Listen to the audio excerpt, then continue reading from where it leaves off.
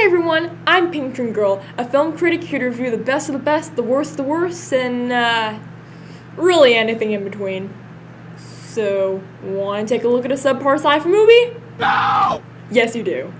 Now, rip-offs are certainly nothing new in movies, but one genre that seems to suffer a lot from this is definitely sci-fi. Despite the imagination and creativity the genre suggests, a lot of modern sci-fi movies try to simply borrow elements from other previous works rather than create something new and inventive themselves. And today's film was definitely no exception. Having come out in the 2000s, it's no surprise a movie like Equilibrium tries really hard to look like a blockbuster hit like The Matrix, which came out only 3 years prior. And yeah, it really shows. But on top of that, many critics also accuse the movie of stealing from Fahrenheit 451, 1984, Brave New World, the works. Now, as you can imagine, the film's director probably didn't take a lot of this criticism too well. In fact, he actually responded by saying, "Why would I want to make a movie for someone I wouldn't want to hang out with? Have you ever met a critic you wanted to party with? I haven't." Okay, look, dude, I don't know who you seem to think you are, but just so you know, speaking as a critic myself, everybody wants to party with me, okay? Like, everybody. Well, thank you all so much for coming again this year. You know, I'm so glad that I just spent this very special day with you all. So, what do you guys want to do next?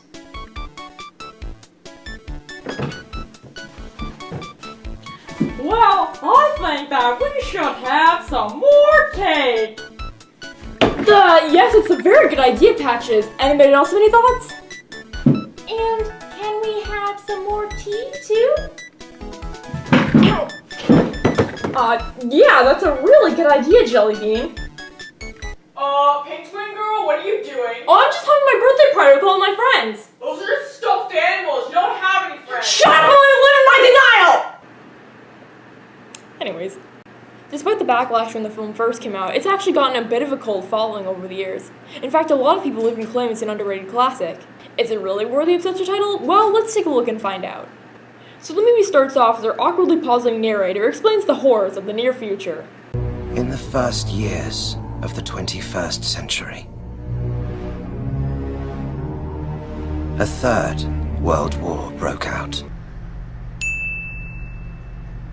Yeah, that kind of goes without saying. So it's explained that in this dystopian future, all emotions are eradicated because they're believed to be the source of all evil in the world. And anyone who dares to rebel will be hunted down by the Graviton Cleric, an epic squad of people with some fancy moves with guns. In the opening, we see some rebels or sex offenders staring at paintings because that's what people with emotions do, I guess. Police! But trouble starts brewing when cops arrive accompanied by two clerics, John Preston, played by Christian Bale, and Errol Partridge, played by Sean B. Okay, how long to you guys? What are we going with here? 10 minutes, 20 minutes, you know, I'm gonna go with 15 minutes. Oh yeah, great strategy, guy. Just run out all by yourself wearing no armor whatsoever into a giant crowd of people with machine guns. What in all probability could go wrong? So Preston decides he's going to take an entire room of armed people in the dark all by himself, because as we all know, showing off who you are is far more important than killing the enemy effectively. Afterwards, the clerics overlook the aftermath.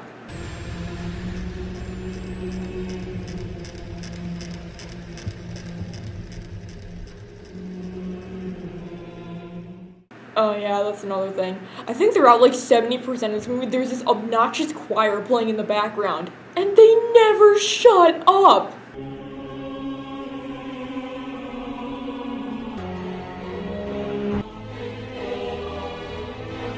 Seriously guys, you know what every moment in life calls for a dramatic, over-the-top choir, right?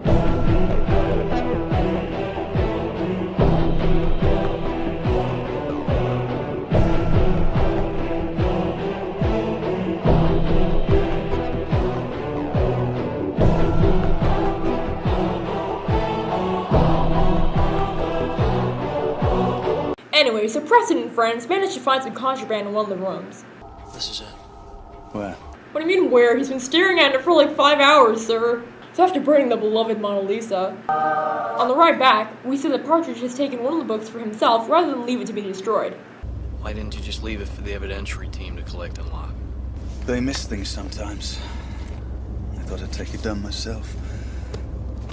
Get it done properly. Well, that's all suspicious. So we get a look at Libria, the futuristic city they live in. Look, there's footage of Hitler and the flag is kind of like a swastika and the whole thing takes place in a fascist society, so it's just like Nazi Germany. I hope we didn't make that too subtle. We then cut to Preston speaking with the Vice Count of Exposition Spewing, played by Angus McFadden, who you may recall as either Robert the Bruce from Braveheart or the weird spaz from Warriors of Virtue. My spouse was arrested and incinerated for sense offense 4 years ago, sir. By yourself? No, sir, by another. How is it that you came to miss it? I've asked myself that same question, sir. I don't know. A nearly unforgivable lapse, cleric. I trust you'll be more vigilant in the future. Dude, why are you lecturing on something that happened 4 years ago? I mean, considering the crap load of other people he's killed, I think he's more than made up for it. You couldn't let one friggin' person slide. After Preston grows suspicious of Partridge, he heads to confront him personally. Ooh, I'll put them in a church so it'll look really symbolic. People are gonna think I'm so clever. It looks like Preston's suspicions are confirmed when he sees Partridge reading some poetry. But I, being poor, I've only my dreams. I have spread my dreams under your feet. Tread softly, because you tread on my dreams. Don't you see, Preston? It's gone. Everything that makes us what we are, traded away. There's no war. No murder. I think these people would disagree, but whatever. So Partridge tries to shoot Preston, even though he's holding a gun directly to his noggin, and, yeah, I hate to break it to you, buddy, but I don't think that book's gonna do much to shield your face. Ooh, was it right? Damn it, so close! So believe it or not, they actually partake in the cop buddy movie cliche of getting assigned a new partner, because ripping off one genre just isn't enough, apparently. This is Brant, played by Tay Diggs. I hope you're as pleased to be assigned me as I am the placement. I was told this would be a career-making advancement. Cleric, I can only hope one day to be as uncompromising as you. You notice how subtle and not hammy he is? Yeah, don't get used to that. We cut to the next morning where we see Preston has a bit of an accident with his interval. What are you doing? I said, what are you doing? I accidentally dropped my morning interval. Then you'll go by equilibrium, log the loss, and get a replacement. Yes. Of course. Okay, the less that kid shows up in this picture, the better. So because Preston, for some reason, doesn't keep any spare pills in the house, he goes to Equilibrium, a building where he can replace his dose, which just happens to be closed the one day he needs it. And because the society apparently runs on toddler logic, there's nowhere else he can replace his dose. Okay, you know, before you start killing all these people for having emotions, have you ever considered that maybe it's because everything you people do is about as illogical as frickin' Wonderland? I mean, why do people want to have to die in the first place? I'm assuming this big war that apparently destroyed the world, killed a lot of people. This can't be good for population growth. I mean, couldn't you just give them the drug forcefully? So, screw trying to fix this problem and just go straight to work like nothing's wrong. Yeah, that one well. You can't do this. You cannot do this. Tetragrammaton, there's nothing we can't do. How long have you been after Dutch? Look at you.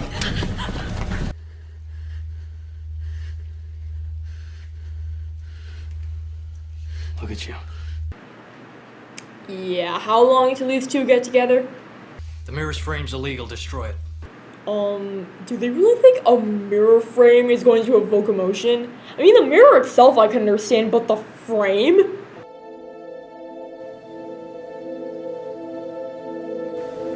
It's so beautiful. So while Preston examines the woman's collection of forbidden items, the officer is just let their prisoner walk free. Yeah, they don't restrain her, handcuff her, they just kind of let her walk around her own will. I'm sure that's not gonna backfire. Oh, what do you know? Of course, nobody actually dies, and she's taken to be questioned. Again, no security is used to ensure she doesn't go full nut mode. Why are you alive? Okay, does this protein stuff just make people like 10 times stupider too? I'm alive.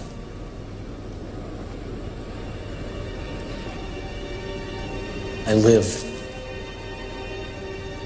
To safeguard the continuity of this great society. What's the point of your existence? To feel. Well, then you're not making much use of that existence, are you? I'm sorry, this is the person we're supposed to believe has emotions? I've seen pieces of toast feel more than her. I have no choice but to remand you to the Palace of Justice for processing. Processing. You mean execution, don't you? Processing. So, execution. We also learned the amazing new style of combat the Grammaton clerics use. The gun cutter treats the gun as a total weapon, each fluid position representing a maximum kill zone. Wait, so doing trigonometry makes you better at gunfights? Yeah, sure. Do my calculus homework is gonna, like, turn me into a ninja or something. Pfft, ridiculous.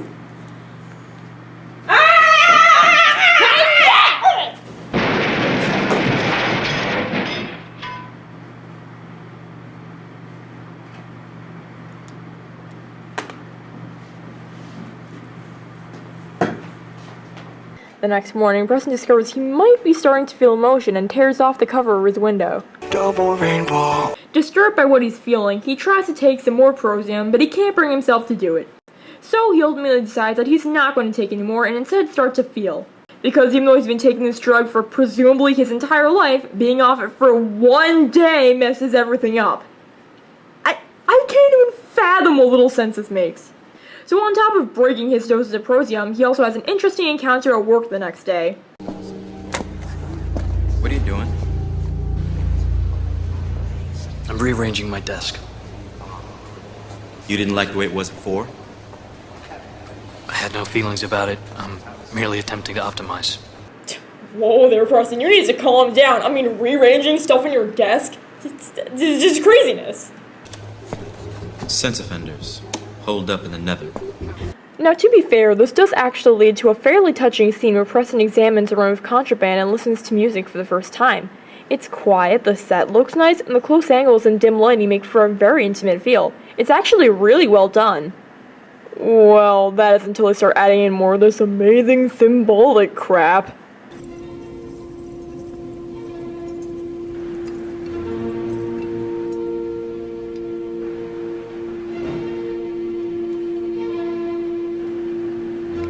Okay, personal space here, guys, come on.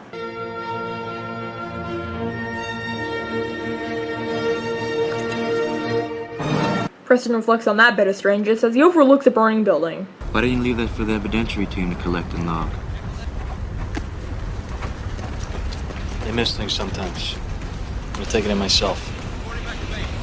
Make sure it gets done properly. Huh, this conversation sounds familiar. Oh yeah, it's the same thing that Sean Bean guy said. Yeah, I wouldn't really copy what he did if I were you, Preston. I mean, we all remember how he ended up, right? Just saying. What's that? You want more handwritten messages that the society is evil? Well, why should they use the biggest threat of preventing emotion of them all? Puppies. Mr. Fluffy Tail, no! Preston does manage to save one of the puppies and takes it to the nether where he plans to release it. But he's also followed by a certain someone. Excellent. I don't know what else to do with you. Go on. Go!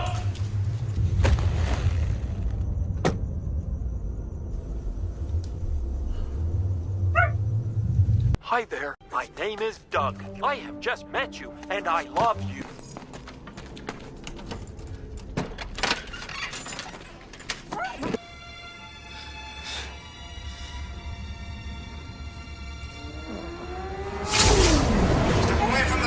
Oh my god, he has a puppy! Get on the ground! This is a very dangerous criminal we're dealing with here! Get on the ground! He has a puppy! He has a puppy! Oh my god! But Preston has a couple tricks up his sleeve, and yeah, this movie didn't age very well. What? Ah, shit! Shoot him! Shoot him! Shoot him! Okay, you know, I would say these special effects are dated, but even for 2002, this looks really stupid. Huh?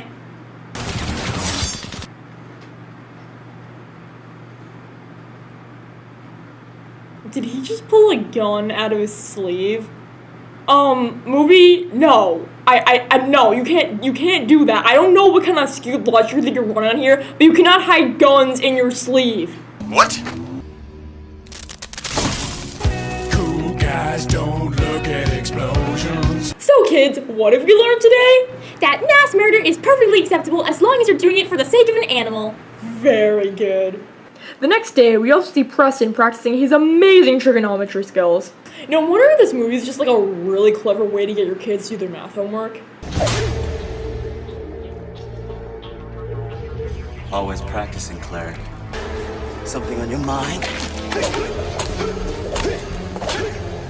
Why'd you ask? The intuitive arts, cleric. It's my job to know what you're thinking. So then, what am I thinking? About the murders in the Nether last night. And if they know who did it. Do they know? There are theories. I have one or two of my own, but at the moment, they're premature. I came to tell you, there's a raid in the Nether. Then what the hell was the point of that whole fight sequence? I mean, do you always just do random shit for 2 minutes where you tell somebody something important? Hey, Pinktwingirl, let's have an awesome dance party! By the way, your goldfish died. So during a raid, Preston comes across some rebels and guides them out.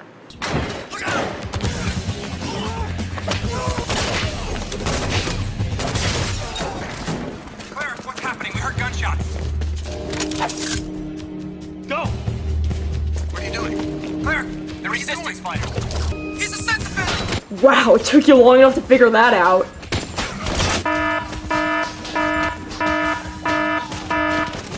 Oh, damn right, you slow-mo that shit, Wimmer! Make sure we don't miss a single second of sheer implausibility. So Preston thinks he's won, but then... What is this? What are you doing? Nicely done, cleric. You drive them into the trap, I close it. These people should be taken for clinical interrogation. Cleric, Father's rulings are quite clear. They have valuable information. Cleric. So, is Preston gonna save the rebels again? No, because apparently even though he could probably take the soldiers out no problem, one of the rebels convinces him not to do it. Dude, what are you so scared of? Did you forget your whole fight sequence literally a minute ago? You're the only one that even knows how to use your friggin' weapons! If your weapon's low, please use mine. No. I think in the end, it'll be better if you have it. So the rebels die. Preston finds out that Mary and Sean Bean were lovers. Yeah, she really looks happy in that picture. And interrogates a guy that he thinks is hiding the secret passage to the underground. You're an offender. I'm not, no. Why are you so scared of me? It's good, but I think you could ramp up the intimidation a notch.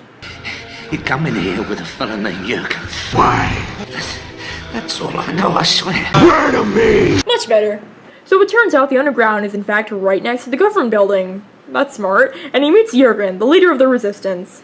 Polygraph. It detects fluctuations of human emotion. We have to be sure. Mary.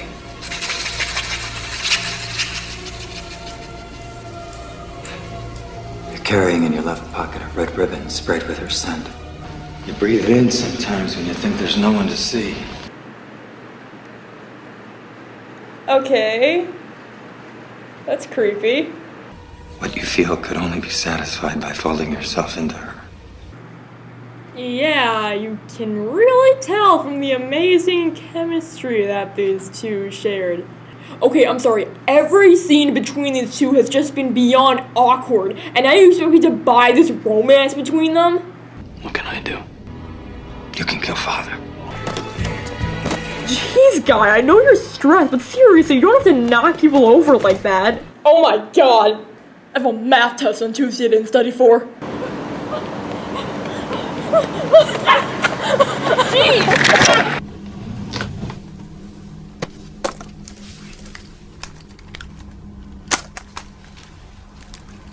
What are you doing?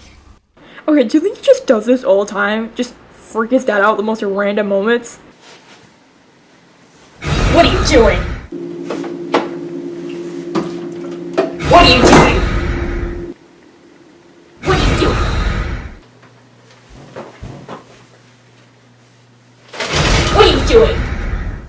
also decides to reveal that he's an offender to Mary, which I guess means true love? Because of his barely developed romance, he tries to save Mary but realizes he's too late through another random eye close-up. Turbines, fire.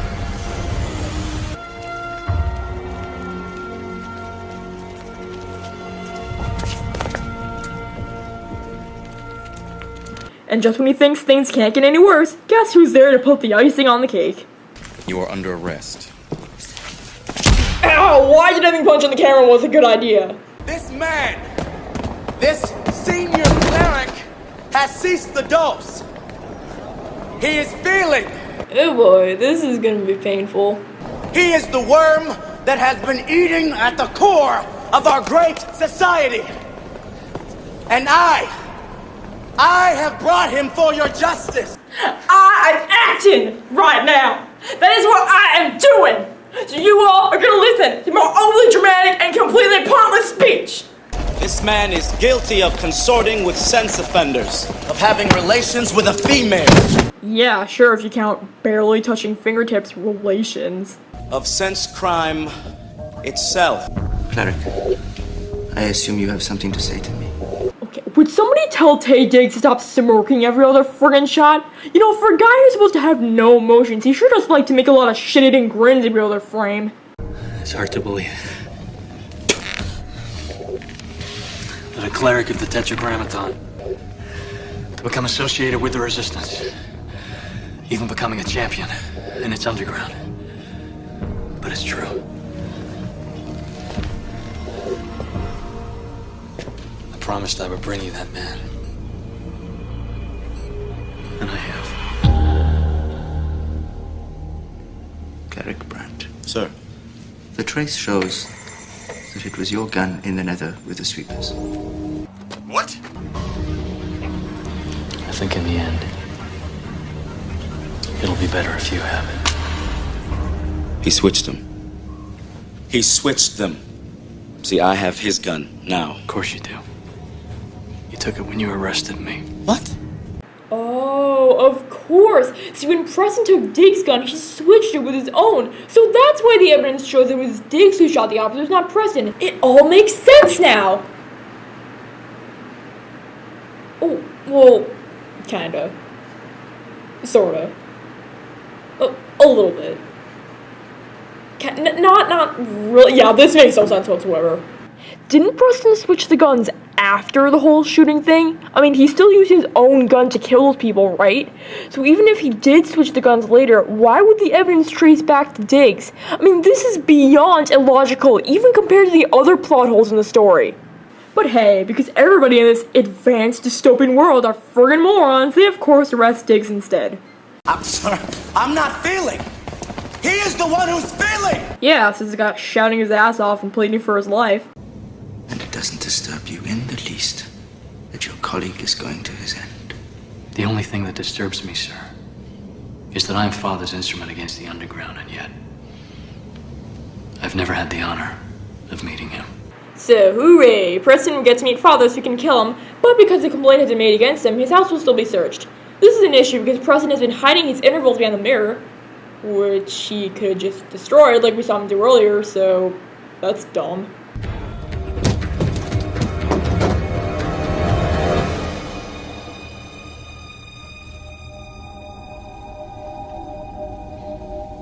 Looking for something? Ah! If I were you, I'd be more careful in the future. Okay, look, kid. I'll do anything, just, please don't eat me. Oh, and get this. It turns out that the kids are actually feeling emotion. Yeah, I believe it too. God, it's like all the people who aren't supposed to feel emotions act like they do, and all the people who are supposed to feel emotions act like they don't. How did you know? You forget. It's my job to know what you're thinking. Oh, hey, it's the thing that guy said in that scene that he wasn't in, which, let me guess, means nothing! Yeah. So after the resistance is taken away, Preston finally gets to meet Father, but he has to take a test of emotions. Guess we maybe should have thought of that. What would you say is the easiest way to get a weapon away from a Grammaton cleric?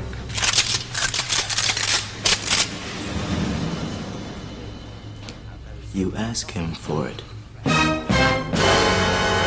So apparently we find out that trusting Lawrence Field was all part of the plan. Brandt's job was simple. To make you feel like you'd won. For years, I tried to infiltrate an agent into the underground. Until it hit me. My provocateur would have to think like them. And would have to feel like them. Yeah, tell me something, random guy who's always in front of weird backgrounds. How did you guess that he would happen to accidentally break his one interval that time and just happen to find where the resistance was? How are you in control of all that crap? Feel free not to answer me, by the way, as sure you won't. Oh, but this movie's got an even bigger twist up their sleeve. But we've never met. No?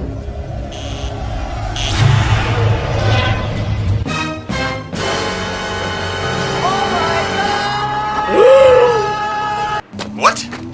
The real father died years ago.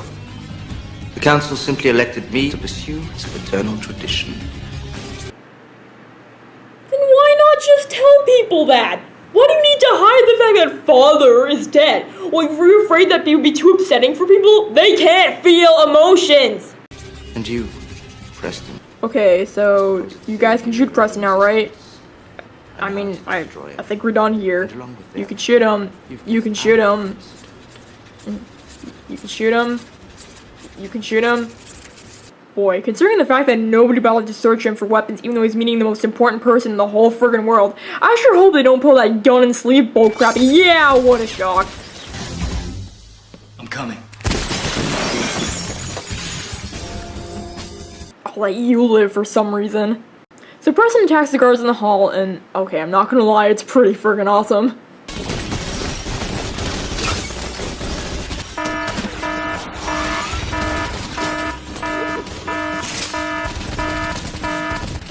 I think I can actually feel my brain cells dying from this, but I don't even care.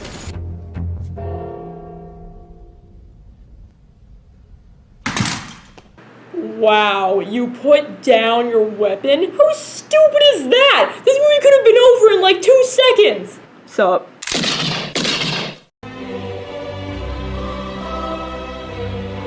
But no, instead this happens.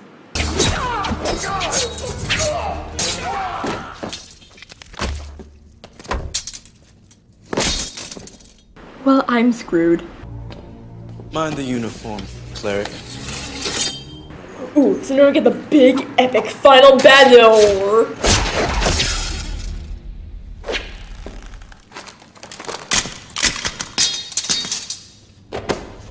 Okay, I'm just gonna give you guys a heads up right now. What happens next is, honestly the stupidest looking thing we're gonna see all week.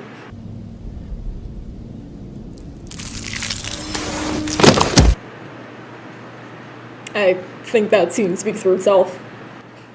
Okay, so now we're gonna get the big epic fight, right? Even this is anticlimactic. The shots are cut so fast and the camera zooms in at really random places that you can barely even make out what's going on. It looks like they're just sissy fighting half the time. Oh yeah, and apparently paintings are against the law, except when in the offices of government officials. Frickin' hypocrites. Wait! Wait! I'm life. I live, I breathe. Yeah, those other guys were lives too. We didn't have any trouble shooting them. So, of course, the guy gets killed off, Tig's poorly CG'd face is still lying on the ground, and Preston goes to finish the job.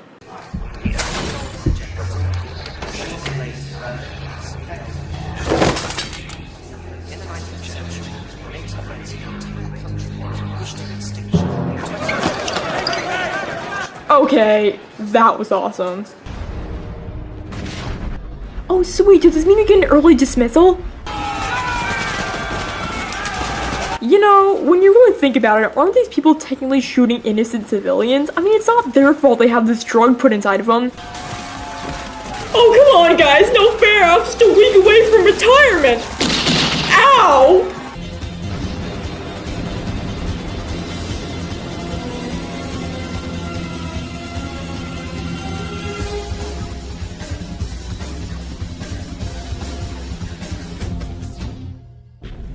and that was Equilibrium. And with the nonsensical plot, awkward dialogue, and really dated effects, does that mean this movie's a piece of crap?